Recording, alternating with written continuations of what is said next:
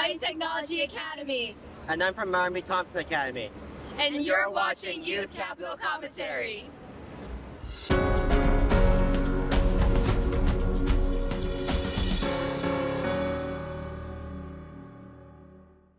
This is Kaneohe from Hawaii Technology Academy, and I'm here with Sergio Alcobilia. I'm from the Hawaii Worker Center.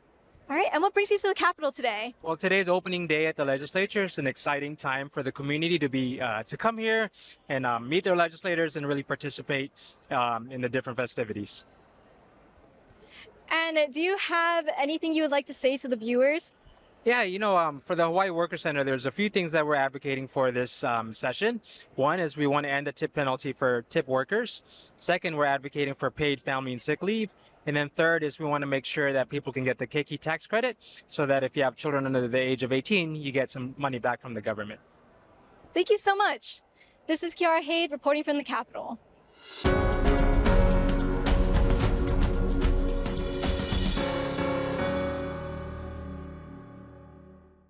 Aloha, I'm Tamar Wachi from Hawaii Technology Academy, and today I'm here with Senator Jarrett Keohokalole of District 24. Good morning. Aloha. My first question is, due to the recent high bacteria scare in Kailua, what can be done to prevent this from happening in the future? The main thing is we need to understand what actually caused the spill, what type of bacteria, and how much of it actually polluted the environment. And then we can go in and figure out how to fund improvements to the infrastructure of the Kailua wastewater facility to make sure that those leaks don't happen again in the future. Interesting. And how do you hope that will help benefit the Hawaii community? Well, we all want clean water. It's a right of the public to be able to access public spaces, including the ocean. And so, we already have enough brown water scares when there are big storms, and we have runoff issues that we're trying to deal with. So having sewage pollution into our nearshore environment is, unacceptable. Thank you. And in addition to the Kailua wastewater, there's been a recent strike in the medical field. How can we make sure that the health centers stay open for people who need them? Well, we need to make sure that healthcare workers are paid appropriately, that they're getting fair benefits, but also that we have a huge shortage of workers in those fields. So the people that are working in those fields are overworked. So we need to make sure that those professions are more accessible to people who want those jobs, and that they're attractive enough from a pay and a benefit standpoint that people want to go into those fields. Thank you so much for your time. Thank you for having me. This is Tamar Wachi reporting from the Capitol.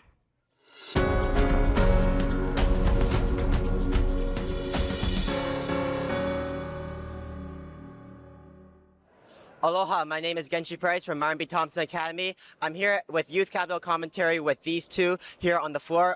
If you could please introduce yourselves. Hey, I'm Uncle Kaleo Pilanka, a.k.a. DJ Aloha. And I'm Auntie Dawn O'Brien, and we're the Aloha ambassadors of the Choose Aloha program in over 300 schools in the state of Hawaii. Yes. That's a pretty awesome statistic. So what are you doing here at opening day of the Capitol this year? Well, I was asked point blank if I'm here to lobby, and I had to say, no, I'm not here to lobby. I'm here to give lei and to extend blessings, which is the true Hawaiian and Polynesian way.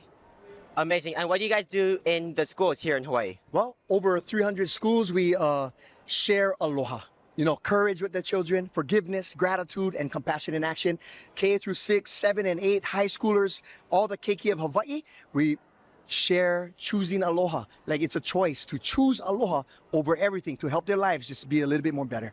And if I might add, Choose Aloha is exactly what it sounds like. It's not choosing hate, it's choosing love, because we have so much bullying. I mean, it's off the charts. If you guys are young, you probably have experienced some of that or seen some of it in our schools, not just the private or the public, but even the charter schools, the preschools. I mean, it goes from the little ones all the way up. So Choose Aloha gets our keiki to choose love, not hate, harm, suicide, or self-harm, and then also not bullying.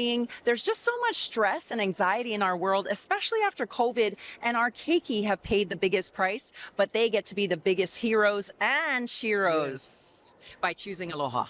Well, thank you both for your work in the community and for our keiki. I'm Genshi Price, and you're watching Youth Capital Commentary.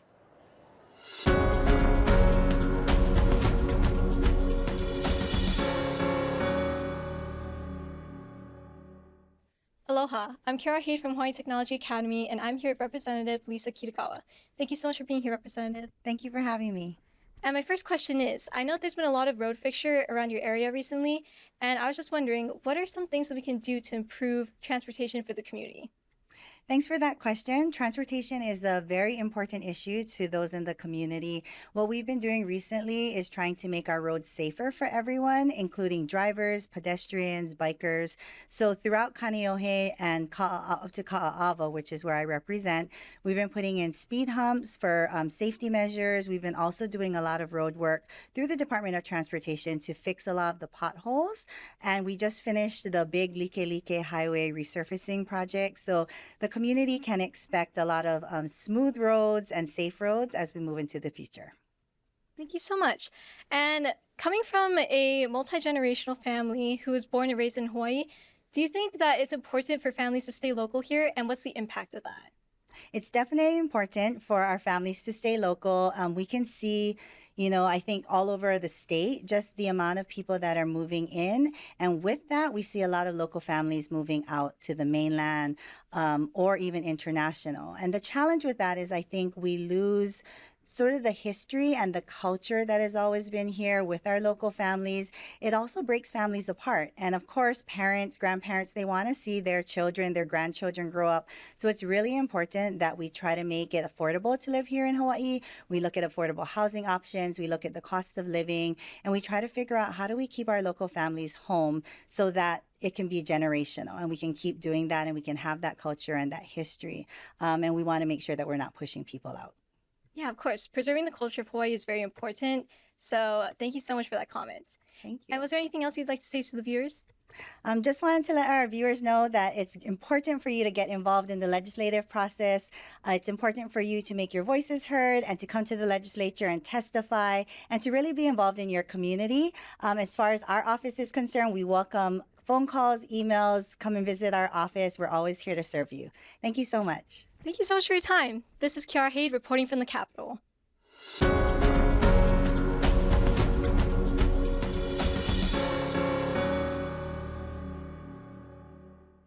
Hello, my name is Yandra Ortiz from HTA, and I'm here with Dyson Chi.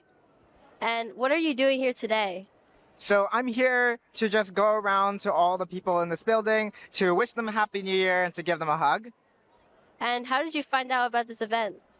So I've actually been coming to opening day at the Capitol for about 7 years now. And so this is just something that I do every year because it makes a difference when you can see these people and to be like, hey, it's great to start the new year with you. Let's get some work done, because as a community advocate, that's what I want to see. I want to see stuff get done in this building. You mentioned you being a community advocate. Can you tell me a little more about that? Sure.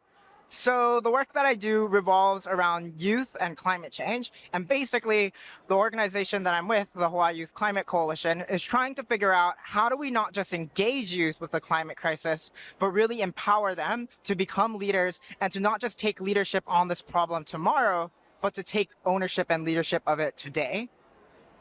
Thank you so much for your response. This is Yandra Ortiz from Youth Capital Commentary.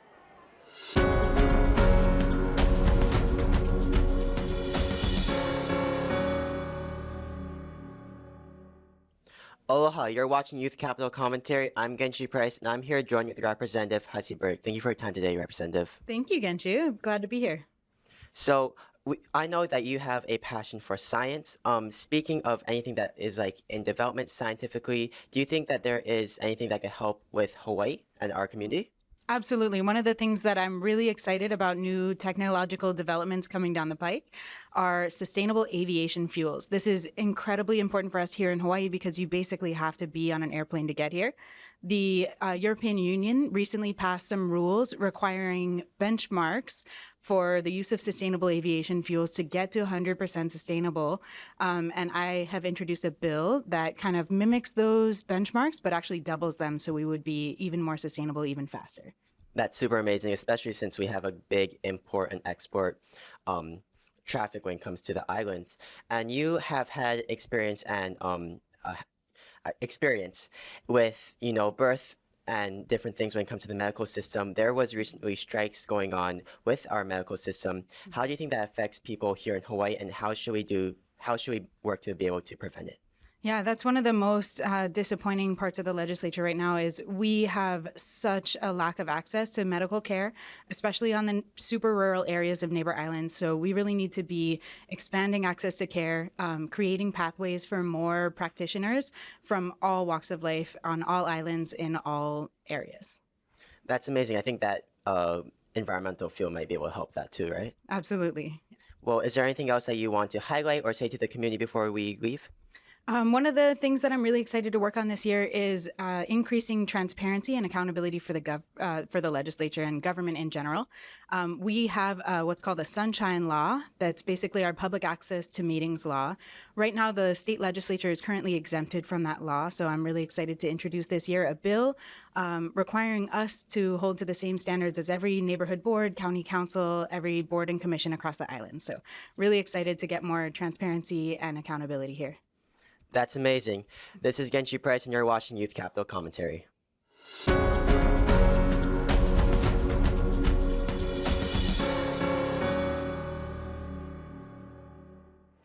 Aloha, I'm Tamar Wachi from Hawaii Technology Academy, and today I'm here with Elizabeth Jubin Fujiwara.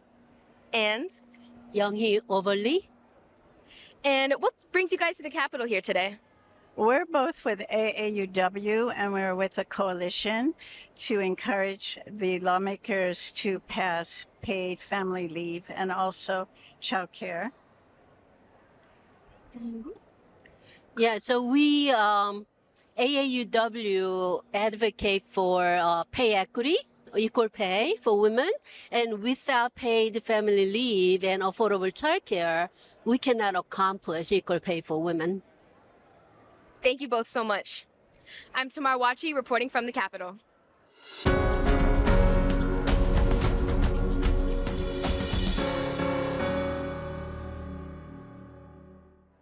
Aloha, my name is Genshi Price, and I'm from Martin B. Thompson Academy, here with Youth Capital Commentary. Today I'm joined with Senator Brenton Alba. Thank you for your time. Aloha, thank you. So we have had a lot of road work around Kamehameha Highway in your areas. How does that affect the community? And there was actually some being removed. How do you think that affects the communities here of your area? Road work, yeah, we have probably the longest road Kamehameha Highway going from the east side up north. The Department of Transportation continuously dealing with erosion. There's no long-term problem. I know the community's been waiting to hear, hey, what's the long-term solution? All you guys are doing is patching these things up. We've been working with different ways with the DOT and the DLNR, but it's certainly a concern for sure, the road traveling in and out. When we came into this session last year, there was a threat that the road wouldn't be repaired and they'd let our communities go. So that's what we're coming in last year. That line of thinking has been non-existent since we started fighting that, but it's definitely a critical part of our infrastructure in the country. Thank you. And then there are a lot of grassroots organizations in your area. Are there any that are focusing on things that you want to focus on when it comes to this legislative session, say agriculture work or working within their community? Yeah, there's a lot of nonprofits in our community. Without naming names, we've had enough support to, put 70 food trees in the ground in Kahalu'u. When we were doing that project along Kahekili Highway, with the DOT, we had other communities in Hau'ula come out and say, hey, we want to do this on this city beach park, the Hau'ula Beach Park. We had people in Haleiwa say, hey, we want to do the similar thing in Haleiwa. So there have been a lot of people seeing what our purpose is, what we're trying to do, especially when it comes to agriculture and planting food and joining on. There's no shortage. And then is there anything else that you are looking to specifically highlight this legislative session? Yeah, this session differs from last session in the fact one big key factor is that the governor has signed an emergency proclamation, an emergency order saying, we're in a crisis for housing. And we didn't have that last session. Well, what we hope that would do this session is get closer to what we want to prevent non-residents from buying. I'm not talking about if you're from Hawaii, you move to Vegas, you should be able to come back. I'm talking about foreigners from coming in. And the governor, he should be announcing something very shortly to do with taxes that will not prevent, but almost incentivize people to sell local. So every year we have to, move inch by inch closer to what we're trying to do. It's a long battle in this government system, but that's why we're here today, opening day for session. Well, thank you so much for your time, Senator. This is Genshi Price here with Youth Capital Commentary.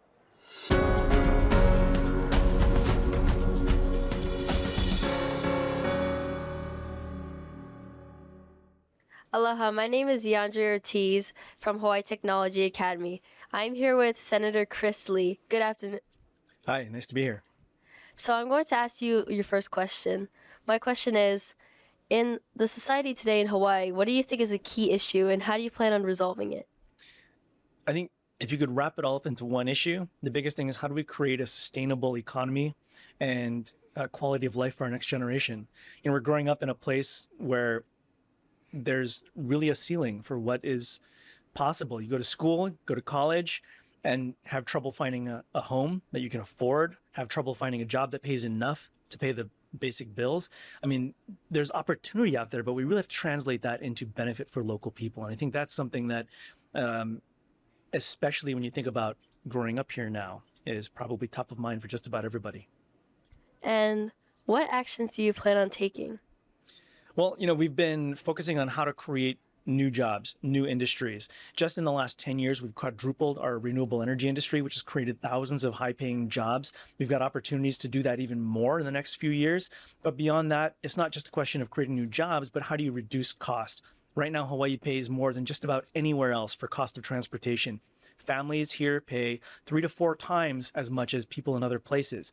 So if we create more public transit, create more accessible streets where people can safely walk and bike to school or work, communities where people can live, work, and play, and don't have to spend hours in traffic driving from one side of the island to the other just to make ends meet, that's a way you can help reduce cost in addition to creating higher paying jobs. Thank you so much for your answer, Senator. I'm Yandre Ortiz reporting from the Capitol.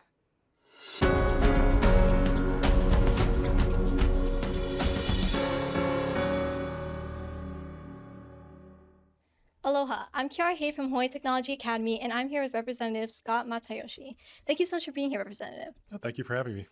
And we want to know, what are your upcoming plans for promoting agriculture here in Hawaii? Well, I've got a project going on in my district, actually. We're trying to convert the old Kaneohe sewage treatment plant, part of the property, into an aquaculture facility. So we're working with the Hawaiian fish pond next door, who already has an aquaculture facility, a smaller one set up, but trying to get land right across the fence at the old sewage treatment plant to grow limu, to grow fish, to restock some of the fish ponds in town and around the island, and also to start growing crops and animals that can be sold locally for not only for local food production, but also to financially sustain the aquaculture industry that we're trying to stand up there. Awesome, thank you. And what are some of your upcoming goals for this upcoming legislative session? Well, this legislative session, I'm the labor chair, so I'm hoping to tackle some of the vacancies in the state, make it a little easier for the state to hire people. I'm also trying to stand up an Office of Process Improvement, which would be a small state office which would go into other state offices and suggest and implement process improvement, integrate technology, AI into them, into those departments, and also suggest legislative fixes just to smooth out the departments, make them run faster and better, and then move on to the next department. So I'm hoping that this department can kind of be a little bit of a strike team to go into the state departments that need them, fix them up, bring them into the 21st century. Interesting. And how do you exactly plan to incorporate AI into all this? Well, I think one of the problems we've got in government is we have a lot of vacancies and we have a lot of positions that are very cumbersome. We haven't integrated a lot of technology. We have a lot of paper still. So if we can integrate technology and use AI to do, say, the pre-sorting of applications at DHERD, we can really cut down on the number of people we need and then pay the people who are using the technology more. So I think this is a way to raise wages, to make state jobs more desirable, and also to make it, cut down on all the busy work that tends to burn people out. Thank you so much for your time. Yeah, thank you. This is Kiara Hay reporting from the Capitol.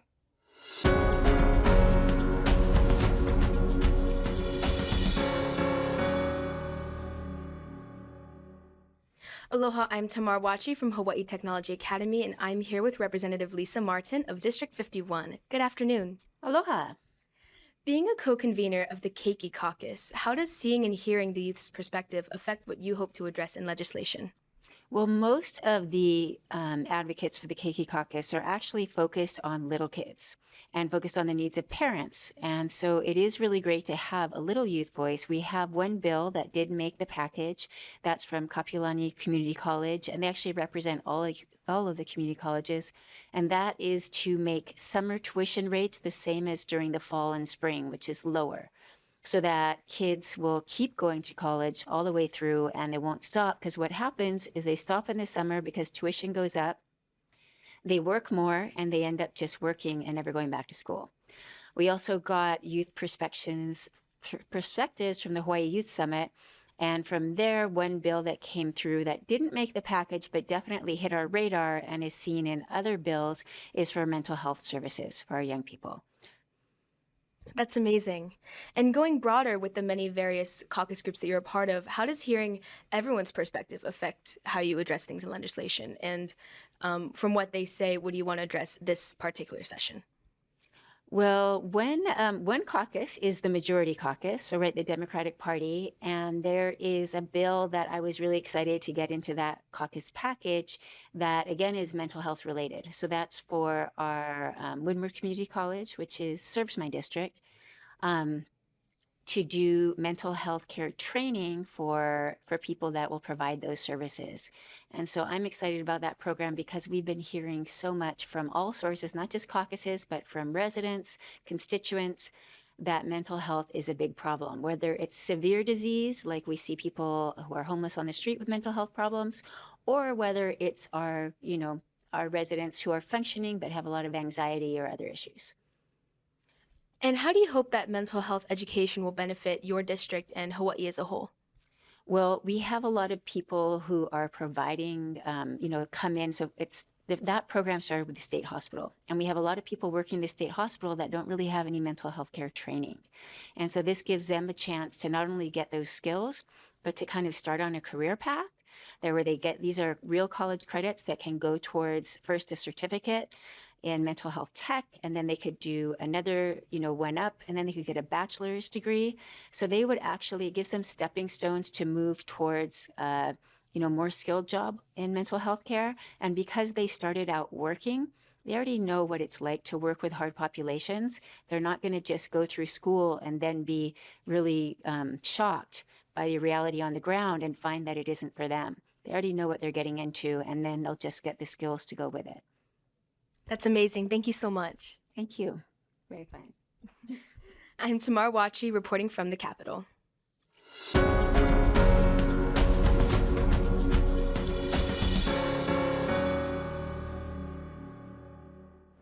Thank you for watching Youth Capital Commentary.